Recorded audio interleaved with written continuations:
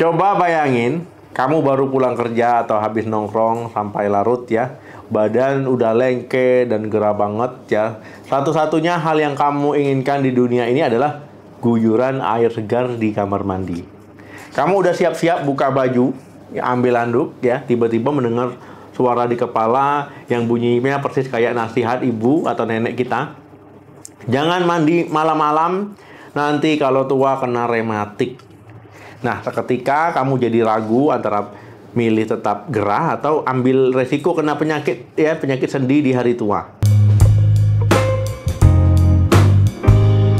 Assalamualaikum warahmatullahi wabarakatuh. Halo teman sehat, jumpa lagi dengan saya Dr. Hadap Ismail.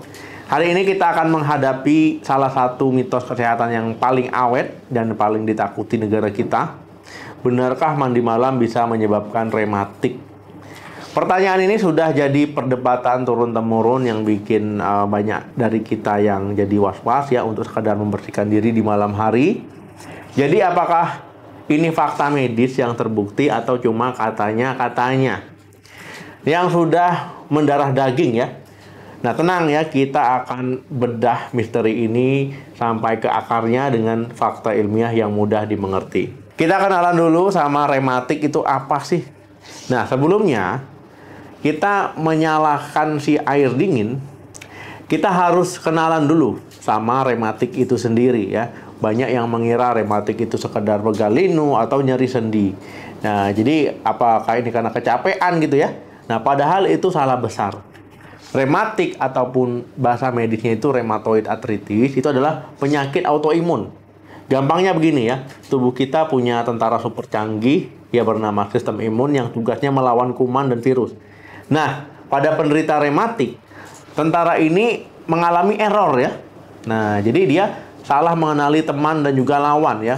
Lalu malah menyerang lapisan sendi ya yang harusnya nggak diserangnya.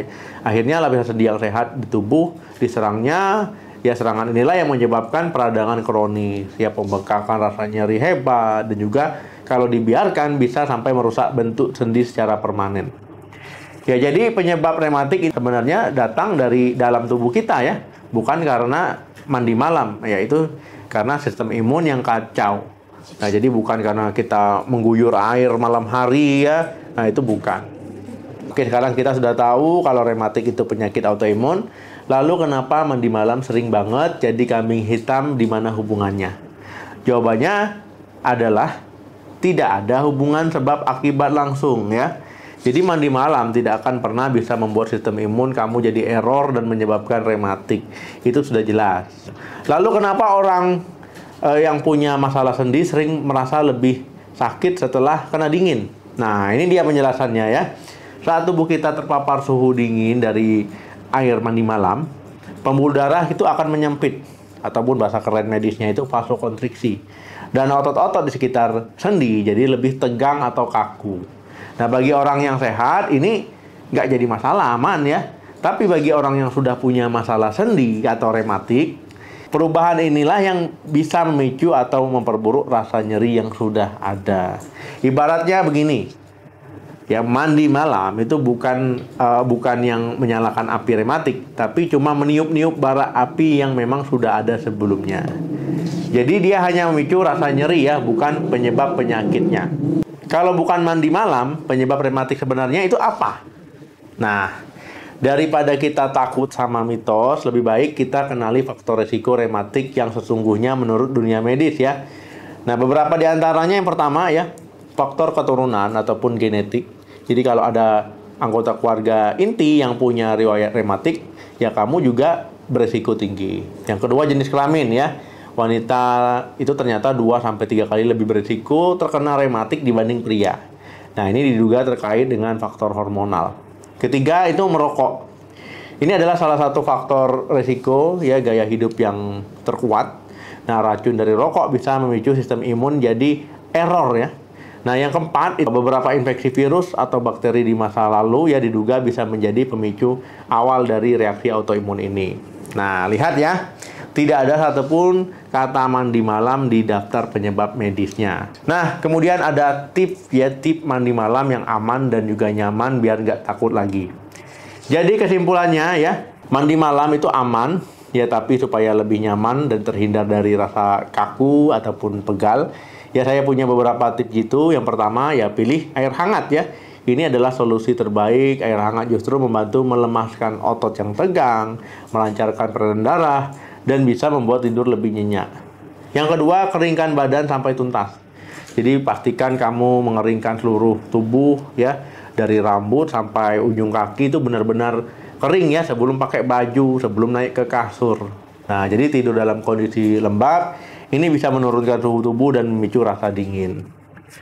Ketiga, itu jangan mandi terlalu lama. Cukup mandi seperlunya saja untuk membersihkan badan. Tidak perlu berendam sampai berlama-lama ya di malam hari. Yang keempat, beri jeda sebelum tidur. Ya, setelah mandi, beri jeda sekitar 30 menit ya, agar suhu tubuh kembali stabil sebelum kamu benar-benar tidur. Nah, jadi ya, mari kita luruskan mitos terbesar ini sekali lagi dan juga untuk selamanya ya. Mandi malam tidak menyebabkan rematik. Ya, rematik adalah penyakit autoimun yang penyebabnya kompleks dan datang dari dalam tubuh. Efek dingin ya dari air malam hanya bisa memicu rasa tidak nyaman atau nyeri pada sendi yang sudah bermasalah sebelumnya, bukan menciptakan penyakit baru. Jadi kalau kamu sehat, ya tidak perlu ada lagi drama ketakutan setiap mau mandi malam ya.